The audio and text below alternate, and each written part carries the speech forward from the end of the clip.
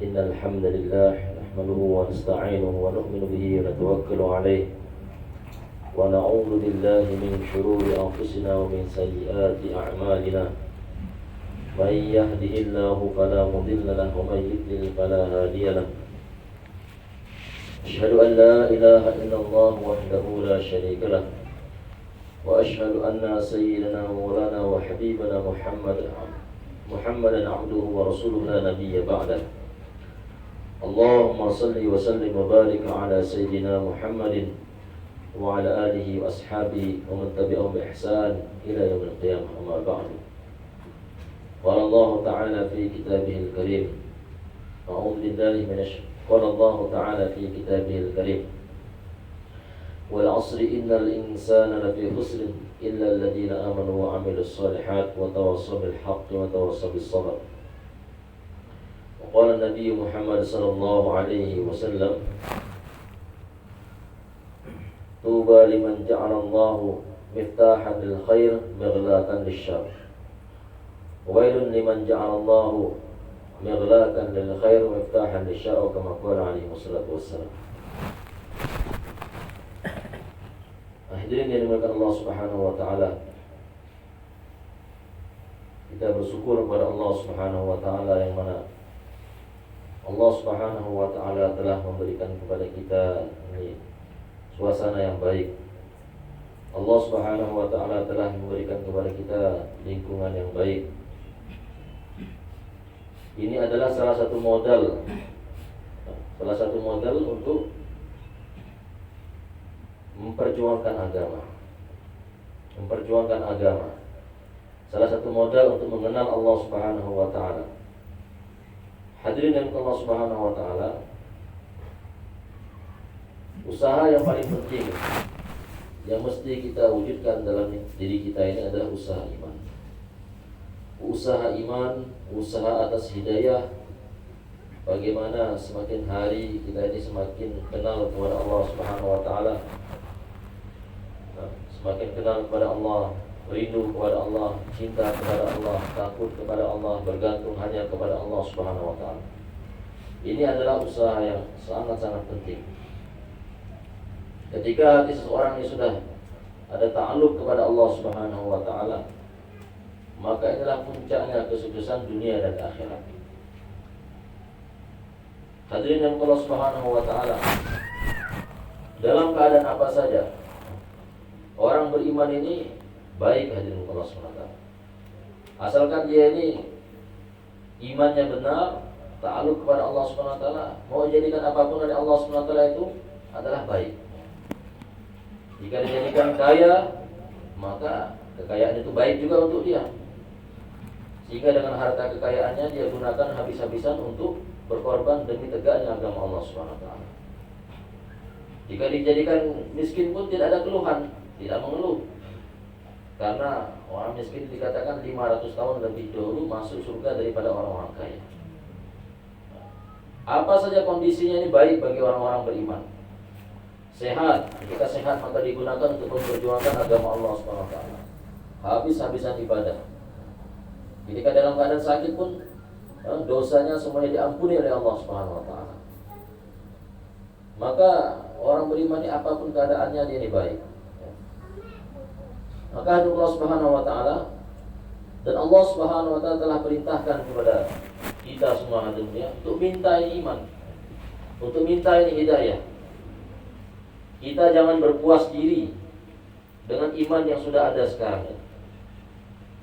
Sehingga dikatakan firman oleh Allah Subhanahu wa taala, ya ayyuhalladzina amanu aminu. Wahai orang-orang yang beriman, berimanlah kamu.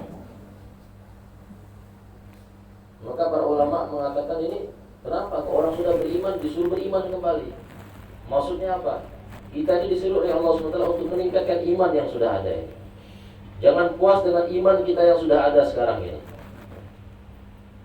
Tingkatkan lagi iman sampai tingkatan sebagaimana imannya para sahabat.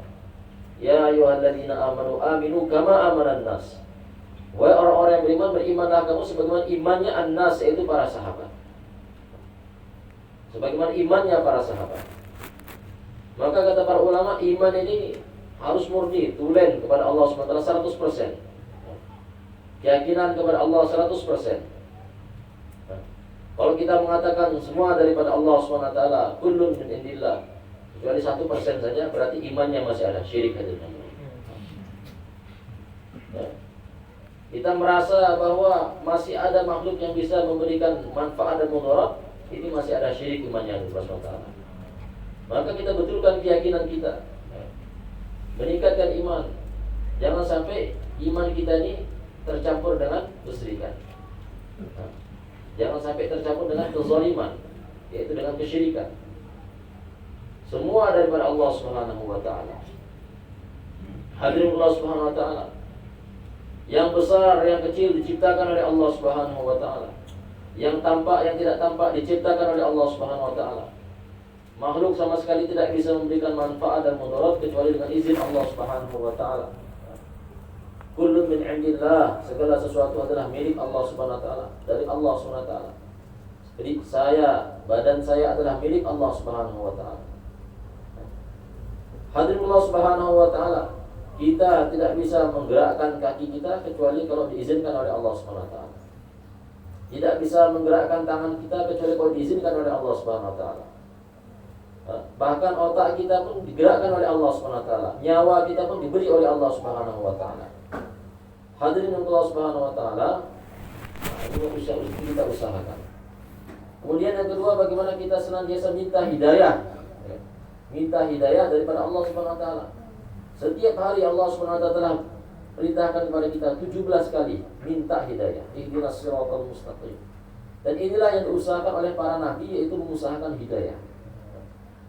Mengusahakan hidayah. Minta hidayah kepada Allah Subhanahu wa taala. Ihdinas siratal mustaqim. Ya Allah, berikanlah kami jalan yang lurus. Jalan yang lurus itu bagaimana? Siratal ladzina an'amta 'alaihim, yaitu jalannya orang yang Engkau beri hidayah, Engkau beri petunjuk. Minan nabiyyin was-siddiqin wasyuhada'i was-shalihin. Itu dari kalangan para nabi, siddiqin, syuhada dan shalihin. Mereka ini adalah orang yang punya ciri khas, mereka ini mendapatkan hidayah dan mereka ini menjadi asbab hidayah bagi orang lain. Para nabi, ya kan? Mereka dapat hidayah dan mereka jadi asbab hidayah bagi orang lain. Para siddiqin, para syuhada dan juga orang-orang soleh seperti itu. Hadis Rasulullah, maka kata para ulama, soleh itu apa? Soleh itu bukan hanya orang baik saja. Soleh itu dia itu baik dan dia juga menjadi asbab hidayah untuk orang lain jadi baik. Rabbi habli minas sholihin. Ketika Nabi Ibrahim minta kepada Allah Subhanahu wa taala, minta orang soleh, minta anak soleh, maka Allah Subhanahu wa taala berikan Nabi Ismail. Nabi Ismail ini anak yang soleh. Jadi kan Nabi juga, maksudnya apa? Menjadi asbab kebaikan bagi orang lain. Maka hadirin Allah Subhanahu wa taala, jadi usaha kita itu dua saja. Bagaimana kita ini dapat hidayah dan bagaimana kita ini menjadi asbab hidayah bagi orang lain. Begitu juga hadirin Allah SWT, fikir kita pun fikir hidayah. Fikir kita fikir hidayah. Bagaimana kita fikir rumah kita menjadi asbab hidayah juga. Sebagaimana Nabi Nuh alaihi salam berdoa kepada Allah Subhanahu wa taala, Rabbighfirli wa liwalidayya wa liman dakhala baitiya. Ya Allah, ampunkanlah aku dan kedua orang tuaku dan setiap orang yang masuk ke dalam rumahku. Jadi fikirnya bagaimana? Bukan fikir bagaimana untuk membangun rumah yang besar, mengumpulkan kendaraan, kemudian memperbaiki jalan, melengkapi fasilitas, bukan. Tetapi bagaimana fikirnya ini adalah fikir hidayah. Sebagaimana baginda Rasulullah SAW, beliau ini bukan hanya beliau ini jasadnya saja menjadi asbab hidayah bagi orang lain. Sehingga orang yang melihat baginda Rasulullah SAW ini, maka langsung masya Allah, fikirnya fikir hidayah, langsung mendapatkan hidayah. Sebagaimana ada seorang Yahudi, ulama Yahudi, Abdullah bin Salam radhiyallahu anhu, melihat baginda Rasulullah SAW, maka baru melihat wajahnya saja, maka beliau katakan, orang seperti ini tidak mungkin bohong, orang seperti ini tidak mungkin dusta. Langsung beliau masuk Islam, asyhadu an la ilaha illallah wa annaka rasulullah. Baru melihat wajahnya Rasulullah saja dapat hidayah. Karena wajah Rasulullah ini wajah yang memancarkan nur, wajah yang memancarkan hidayah. Sehingga ketika beliau ini sebelum sholat subuh, ketika mau turun dari rumah, maka beliau senantiasa berdoa, Allahumma ja'al fi qalbi nura, wa fi sam'i nura, wa fi basari nura, wa an yamini nura, wa an wara'i nura, wa an shimali nura, wa an fawqi nura. Ya Allah, Allah mu'azim bi nura. Ya Allah, berikanlah nur kepada wajahku, pada hatiku, pendengaranku, penglihatanku, depanku, kananku, kiriku, atas bawah, dan besarkanlah nur yang ada dalam diriku ya Allah. Maka minta nur. Nur itu adalah hidayah. Jika Allah SWT dikatakan oleh para ulama, saking besarnya nurnya baginda Rasulullah SAW ini, maka di mana saja tempat yang ada Rasulullah masuk, maka langsung menjadi terang benderang. Sehingga ada syair orang ulama, kullu baitin anta sakinuhu ghairu muhtajin ila sururi. Setiap rumah yang dimasuki oleh baginda Rasulullah SAW tidak perlu lagi penerangan, tidak perlu lampu, langsung terang. Maka dikatakan oleh Anas Malik radhiyallahu ta'ala anhu, ketika baginda Rasulullah SAW masuk ke Madinah, maka Madinah itu menjadi terang benderang. Tetapi ketika Rasulullah SAW wafat, gelap lagi. Ini saking kuatnya nur yang ada dalam diri baginda Rasulullah SAW. Maka hadirin yang Allah Subhanahu wa taala, maka kita perlu usaha atas hidayah. Hadirin yang dimuliakan Allah Subhanahu wa taala, inilah usahanya para nabi dan para rasul dan orang-orang saleh terdahulu. Mereka senantiasa usaha atas hidayah dan mereka berkorban agar bagaimana hidayah itu wujud dalam diri setiap manusia. Setiap manusia. Nabi Ibrahim alaihissalam, satu keluarganya fikirnya fikir hidayah. Satu keluarga fikir bagaimana agama bisa tegak. Mereka satu keluarga ini, 3 komponen umat ini siap untuk berkorban untuk agama Allah Subhanahu wa taala. Nabi Ibrahim sendiri dari muda ini Allah Subhanahu wa taala sudah korban habis-habisan untuk agama. Siap dibakar untuk agama Allah Subhanahu wa taala. Hadirin Allah Subhanahu wa taala, ketika satu kampung semuanya tidak ada yang beriman kepada Allah Subhanahu wa taala, satu kampung mengajak kepada kekufuran dan kesyirikan, tapi satu orang pemuda ini fatah, seorang pemuda ini tetap istiqomah memegang teguh agama Allah Subhanahu wa taala. Maka hadirin Allah Subhanahu wa taala, maka tidak ada alasan nih orang mengeluh, ini kampung saya ini enggak ada kartunya, enggak ada apa-apanya, bagaimana saya? Enggak. Nabi Ibrahim ini semuanya kafir, raja-rajanya kafir. Bahkan orang tuanya juga mengajak kepada kekafiran. Pamannya dikatakan mengajak kepada kekafiran. Dan bahkan beliau diuji dengan keimanan, jadi tetap istiqomah dalam keimanan. Hadirin Allah Subhanahu wa taala, rela meninggalkan keluarganya demi agama. Maka dikatakan 11 tahun beliau di safar terus untuk agama Nabi Ibrahim alaihissalam. Begitu juga istrinya, Ibunda Hajar radhiyallahu anha alaihissalam. Bagaimana beliau ini rela untuk berkorban habis-habisan untuk agama Allah Subhanahu wa taala. Bapak Adi Allah Subhanahu wa taala, siapa yang rela ditinggalkan sendirian bersama seorang anak bayi di tengah-tengah padang pasir, enggak ada makanan sama sekali? Siapa yang rela seperti itu Allah Subhanahu wa taala? Hadirin yang Allah Subhanahu wa taala, sering disampaikan oleh masyaikh-masyaikh ya. Ini Masya Allah, di tengah-tengah padang pasir, fi wadin ghairi dzar'in inda baitikal muharram. Rabbana, ya Allah, di tengah-tengah padang pasir yang tidak ada asap kehidupan sedikit pun. Hadirin Allah Subhanahu wa taala, membawa seorang anak bayi yang masih menyusui. Kemudian ketika susunya habis, maka safar berlari lagi sa'i dari Safa ke Marwah, balik lagi terus sampai 7 kali. Sehingga Allah Subhanahu wa taala telah jadikan ini keluarga, Allah berikan keberkahan kepada mereka. Dan anaknya pun tidak mau kalah dengan Allah Subhanahu wa taala. Anaknya juga korban untuk agama Allah Subhanahu wa taala. Sehingga dikatakan oleh para ulama, dari kecilnya siap disembelih untuk agama Allah Subhanahu wa taala. Siap disembelih. Ujiannya anak TK ya. Ujiannya anak TK ya. Kita siap disembelih untuk agama Allah Subhanahu wa taala. Hadirin Allah Subhanahu wa taala. Ketika Nabi Ibrahim katakan kepada anaknya, ya bunayya inni ara fil manami anni azbahuka fanzur madza tara. Wahai anakku, wahai putraku, ini sudah lama gak ketemu. Sudah lama gak ketemu. Kadang-kadang kita kalau keluar lama sama anak tuh rindunya, Masya Allah. Rindu luar biasa. Nah, ketika dia pulang maka dia ingin memeluk anaknya. Kalau orang dah punya anak katanya biasanya kalau sama orang rumah kurang ingat, tapi kalau dengan anaknya dia ingat. Tapi ini Allah Subhanahu Wa Taala, Nabi Ibrahim AS pulang dah lama gak jumpa anaknya, jumpa anak disuruh disembelih oleh Allah Subhanahu Wa Taala. Tetapi anaknya ini, Masya Allah, ini anak yang akan menurunkan calon Nabi, pimpinan umat, Sayyidul Anbiya wal Mursalin. Maka bagaimana pengorbanannya untuk agama Allah Subhanahu Wa Taala? Maka dia katakan, wahai ayahku, sembelihlah situ. If'al ma tu'mar, satajiduni insyaallah minas sabirin. Insyaallah engkau akan mendapatiku termasuk orang-orang yang sabar. Hadirin Allah Subhanahu Wa Taala. Jadi sifat seperti ini Allah Subhanahu Wa Taala ini sifat yang mau kita tiru. Ya? Apa sifatnya itu? Yaitu siap berkorban untuk agama Allah Subhanahu Wa Taala. Apapun perintah Allah Subhanahu Wa Taala, maka siap untuk taat. Walaupun perintahnya itu bertentangan dengan hawa nafsu.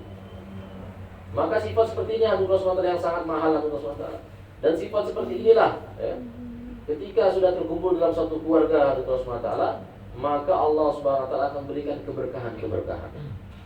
Sehingga dengan sebab pengorbanan Nabi Ibrahim alaihissalam, tidak ada keturunan setelah Nabi Ibrahim yang menjadi nabi kecuali semuanya pasti keturunan Nabi Ibrahim alaihissalam.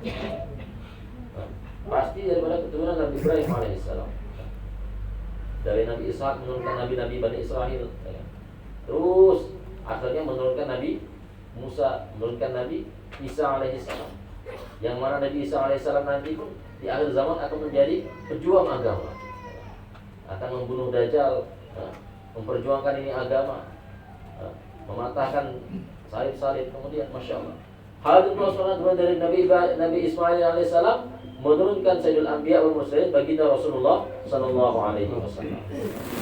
Yang mana Masya Allah nanti keturunan beliau yang terakhir yaitu Imam Al-Mahdi, menjadi pejuang ini agama, menjadi pimpinan ini agama, menyatukan umat, perjuangan ini agama. Hadis Rasulullah ini berkah dari mana? Berkah daripada pengorbanan keluarganya Nabi Ibrahim alaihissalam. Maka hadirin yang Allah SWT, jadi tidak ada ceritanya orang itu berjuang untuk agama itu rugi, tidak ada ceritanya seperti itu. Orang sudah habis-habisan untuk agama, pasti akan didatangkan pertolongan oleh Allah SWT. Pastinya akan untung hadirin Allah SWT. Maka dikatakan, Maulana Ilyas telah sampaikan, kalau orang tidak yakin, kok ada orang nolong agama Allah, tidak yakin kalau Allah akan tolong dia, ini fasik hadirin Allah SWT. Ini janji Allah SWT. Intang surullah yang surkum wa yasabit aqdamakum. Apabila kalian membantu agama Allah SWT, maka Allah pasti bantu kalian. Pasti, ini janji Allah SWT. Kalau orang tidak yakin dengan janji Allah, ini berarti fasik hadirin Allah SWT.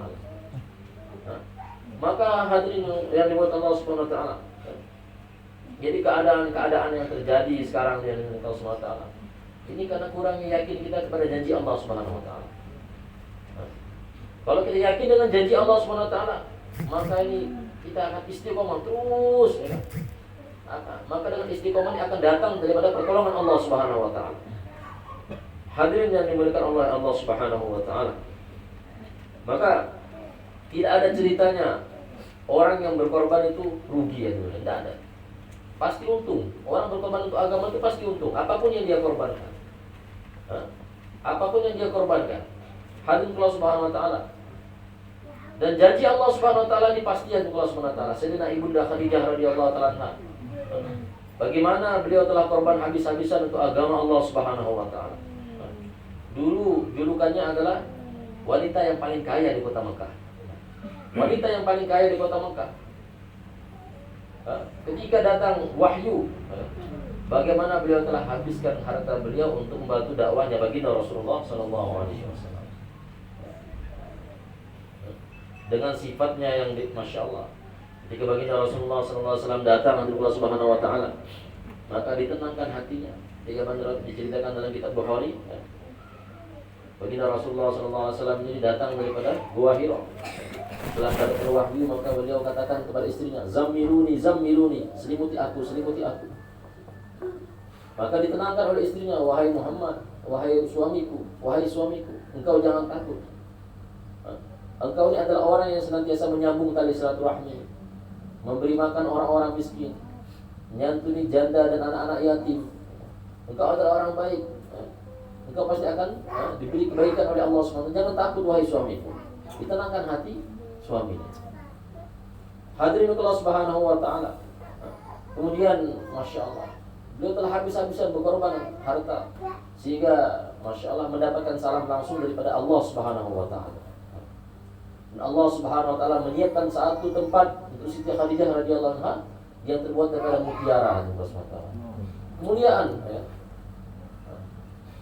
Hadirin, ini cita-cita kita semua. Cita-cita kita semua. Bagaimana dalam pengorbanan tidak ada cita-cita daripada mendapatkan dunia ini, tapi cita-cita kita bagaimana mendapatkan ridho daripada Allah Subhanahu wa taala. Ya. Hadirin Allah Subhanahu wa taala. Bagaimana baginda Rasulullah SAW sendiri membawa keluarganya untuk berjuang di jalan Allah Subhanahu wa taala. Istri baginda Rasulullah SAW dibawa untuk berkorban keluar dari jalan Allah Subhanahu wa taala. Ini hadirin Allah Subhanahu wa taala. Jadi keluar di jalan Allah Subhanahu wa taala ini adalah tugas kita semua. Karena tugas kita ini apa? Pertama, bagaimana kita mengusahakan hidayah dalam diri kita. Yang kedua, bagaimana hidayah untuk orang lain menjadi asal hidayah, diri kita menjadi asal hidayah. Maka tidak ada cara lain kecuali dengan kita keluar di jalan Allah Subhanahu wa taala. Dan ini semua telah dikerjakan oleh baginda Rasulullah SAW. Maka istri-istri baginda Rasulullah SAW diajak semua untuk keluar dari Allah, diundi. Kadang-kadang sama Rasulullah diundi.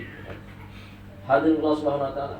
Dan setiap para nabi yaitu Allah Subhanahu wa taala yang istrinya mendukung kerja dakwah suaminya, maka taskilannya pasti banyak. Taskilannya pasti banyak. Hadirin Allah Subhanahu wa taala. Tetapi apabila tidak didukung oleh istrinya, maka taskilannya sedikit. Hadirin Allah Subhanahu wa taala. Nah, ini mau kita usahakan. Mau kita usahakan. Hadirin Allah Subhanahu wa taala. Maka pengorbanan yang telah dilakukan untuk agama Allah Subhanahu wa taala akan mendatangkan macam-macam keberkahan untuk agama Allah Subhanahu wa taala, untuk kita sendiri dan untuk keturunan kita. Hadirin yang Allah Subhanahu wa taala.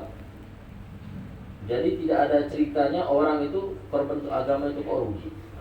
Tidak ada ceritanya. Ini hadirin Allah Subhanahu wa taala, cerita bagaimana diceritakan dalam Al-Quran. Ada satu keluarga lagi, itu keluarganya Imran. Mereka niat bagaimana anak mereka ini korban untuk agama Allah Subhanahu wa taala. Dari perut itu ketika hamil, ibunya Imran itu niat bagaimana ketika lahir anaknya ini untuk usaha masjid saja, untuk membangunkan masjid. Ketika lahir perempuan, tapi ini perempuan yang bukan perempuan sembarangan. Dengan asal perempuan ini, maka Masya Allah melahirkan Nabi Isa alaihissalam, memperjuangkan untuk agama Allah Subhanahu wa taala. Hadirin yang diberkahi Allah Subhanahu wa taala. Kemudian Allah Subhanahu wa taala, bagaimana keberkahan-keberkahan yang Allah Subhanahu wa taala berikan untuk orang yang rela berkorban untuk agama Allah Subhanahu wa taala. Maka masih kita menganjurkan, masih kita menganjurkan bagaimana dakwah ini kita jadikan maksud hidup. Maksudnya dakwahnya maksud itu bagaimana? Apabila ada takaza dunia dengan takaza agama ini, apabila ada takaza agama dengan takaza dunia datang, maka kita dahulukan daripada takaza agama. Ini dakwah maksud hidup. Hadirin Allah Subhanahu wa taala, apabila seseorang telah menjadikan dakwah yang maksud hidup, maka inilah maksudnya. Maka keberkahan-keberkahan akan Allah SWT berikan. Bagaimana masyarakat kita, mereka Masya Allah, orang-orang tua, mereka telah korban habis-habisan untuk agama Allah Subhanahu wa taala. Dulu ya kan, ketika dakwah ini, awal dakwah ini dimulai, ya, maka ini daripada fikirnya seorang wanita Allah Subhanahu wa taala. Fikirnya seorang wanita itu Neneknya Maulana Ilyas rahmatullah alaihi. Maulana Ilyas rahmatullah alaihi punya seorang nenek yang soleha, kemudian punya seorang anak perempuan. Maka dia cita-cita bagaimana agar anaknya yang perempuan ini nikah dengan seorang yang soleh yang punya pikir agama. Hadirin yang dimuliakan Allah Subhanahu wa taala, maka ada seorang ulama namanya Muhammad Ismail. Beliau ini duda, istrinya telah meninggal dunia. Maka masya Allah, namanya Ilyas dinikahkan dengan anaknya. Maka dengan asal pikirnya Maulana Ilyas ini nikah punya 3 orang anak yang semuanya pejuang agama, ya kan? Maulana Muhammad, Maulana Yahya, dan Maulana Ilyas rahmatullah alaih. Hadirin yang Allah Subhanahu wa taala, jadi pada pikir seorang wanita lahir seorang pejuang agama yang hebat. Maka dikatakan dalam kisahnya itu Maulana Ilyas dari kecil ini pikirnya sudah pikir sahabat. Dari umur 7 tahun beliau ini mengajak main bagaimana kita berjuang sebagai perjuangnya para sahabat. Pikirnya sudah pikir sahabat. Hadirin Allah Subhanahu wa taala. Maka begitu juga dulu ada di Nizamuddin, maka Nizamuddin ada seorang ulama besar ya. Setelah Maulana Yusuf wafat, maka beliau ini bayan selama 30 tahun di markas Nizamuddin bayan subuh. Bayan subuh namanya Maulana Umar Palangpuri rahmatullah alaih. Kemarin saya alhamdulillah pergi ke sana sebelum lockdown itu, sempat ziarah ke makam beliau ke Bristan. Di situ ada makam masyayikh yang mungkin di Nizamuddin. Ada Miyaji Musa, Miyaji Abdurrahman, kemudian Maulana Umar Palangpuri. Rupanya di situ juga ada makam satu orang Indonesia. Satu orang Indonesia namanya Pak Odi namanya, orang lama. Pak Odi, orang Pontianak.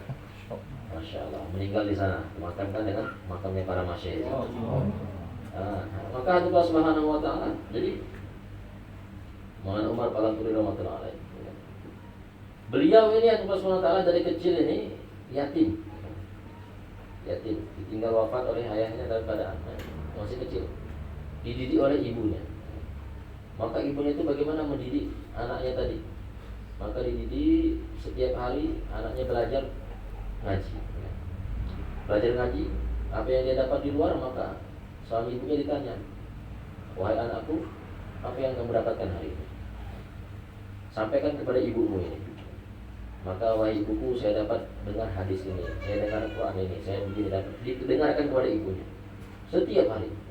Maka ibunya katakan, wahai anakku, sekarang mungkin yang dengar kamu ini 1 orang saja, orang tua perempuan yang dengar kamu. Maka nanti akan datang suatu masa di mana jutaan umat akan mendengarkan. Maka jadi pikir seorang wanita ini penting hati Allah Subhanahu wa taala. Karena wanita ini adalah kata para ulama madrasah pertama bagi anak-anak. Madrasah pertama bagi anak-anak. Maka sejauh mana nanti seorang ibu ini punya pikir bagaimana anaknya menjadi anak yang soleh, mendoakan anaknya, maka sejauh itu nanti akan hasilnya didapatkan dari Allah Subhanahu wa taala. Maka benar hati Allah Subhanahu wa taala.